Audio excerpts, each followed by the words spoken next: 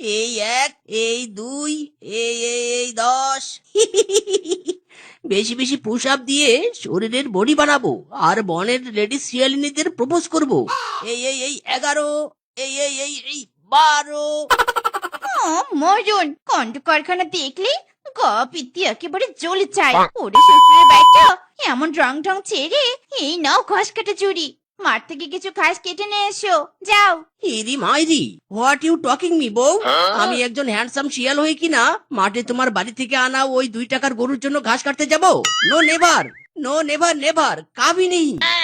ও অপদার্থ অকর্মা কোথাকার, আমার বাপের বাড়ি থেকে আনা ওই ২ টাকার গরুর দুধ বিক্রি করে এই সংসার চলে। নিজে তো কোনো রোজগার করো নে। এখন কথা না বাড়িয়ে যাও, ঘাস কাটতে যাও এক্ষুনি। মিসকে বউয়ের কথাতে উঠতেও না বসতেও না। তোমার গরু তুমি ঘাস কাটতে যাও, আমি বাপু এখন আরো ব্যায়াম করব। উরি বাবা রে, উরি মারে, মেরা মাথা ফেটে চৌচির হো গায়া রে, উরি বাবা। এখনো মাথা ফেটে যায়নি, কিন্তু আমার কথা যদি না শোনো তবে পুরো বডি ফাটিয়ে দিয়ে পাট পাট করে দিব। হ্যাঁ, ইরি মাইরি, না না, যাচ্ছি যাচ্ছি। আমি রূপনগরের রাজকন্যা, রূপের জাদু এনেছি। লা লা লা লা লা লা লা লা লা লা লা লা লা লা লা লা। হায় হায় সুন্দরী, কোথায় যাওয়া হচ্ছে?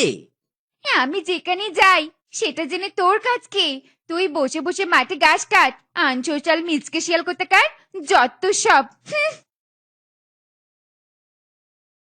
ইরি মাইরি, আজ মাঠে ঘাস কাটতে এসেছি বলে বনের সুন্দরী শিয়ালিনী আমাকে আনসোশাল বললো। হায় হায়, এত বড় অপমান! নিকুচি করেছে ঘাস।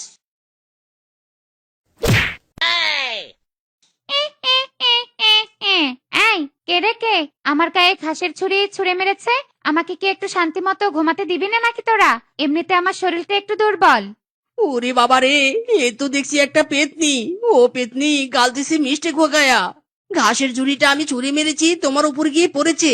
আমাকে প্লিজ মাফ করে দাও। আজ আমার শরীরটা দুর্বল, তাই তোর ঘাড় মটকাতে পারলাম না, কিন্তু এভাবে তো তোকে সহজে মাফ করে দিব না। কান ধরে উঠবস কর। ইরি মাইরি, হ্যাঁ করছি করছি। এমন ভুল যেন আর কখনো না হয়। আমাকে দেখলে ১০০ হাত দূরে থাকবি। ওরে বাবা রে, পেতনি গোয়িং, আই এম দৌড়িং। ওরে বাবা রে, ওরে বাবা। হ্যাঁ, কি হয়েছে কি? এমন আপাচ্ছ কেন? হ্যাঁ, কোথাও চুরচুরি করতে গিয়ে দাবড়ানি খেয়েছো?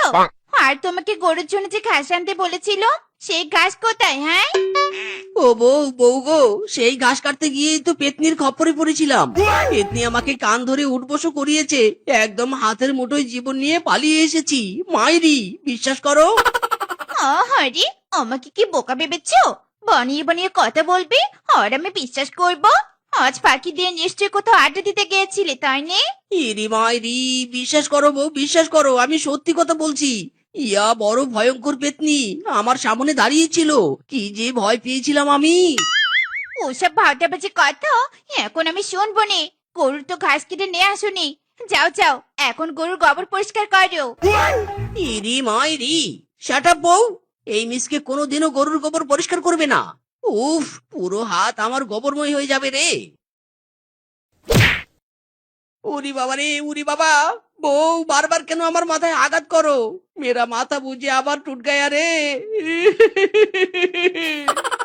এবারও মাথা টুট যায়নি। গোবর যদি পরিষ্কার না করো তবে তোমাকে লাউ দিয়ে লাউ পেটা করবো। শুধু মাথায় নয়, পুরো শরীরের হাড় হাড্ডি ভেঙে ফেলবো, এই বলে দিলুম। না না বউ, এক্ষুনি গোবর পরিষ্কার করছি। হাই হাই রে, হাম্বা হাম্বা হাম্বা। হাই হাই রে, এই হ্যান্ডসাম মিসকে তার নরম কোমল হাত দিয়ে কিনা গোবর পরিষ্কার করবে? দূর দূর বেটা, গোবর দূর। এই কে রে? কোন হতচ্ছাড়া আমার মুখে গোবর ছুঁড়ে মেরেছে? আমার শরীর আজ এত দুর্বল, কোথাও একটু রেস্ট নিয়ে শান্তি পাচ্ছি না। দেখি তো কোন বজ্জাত আমার মুখে গোবর ছুঁড়ে মেরেছে।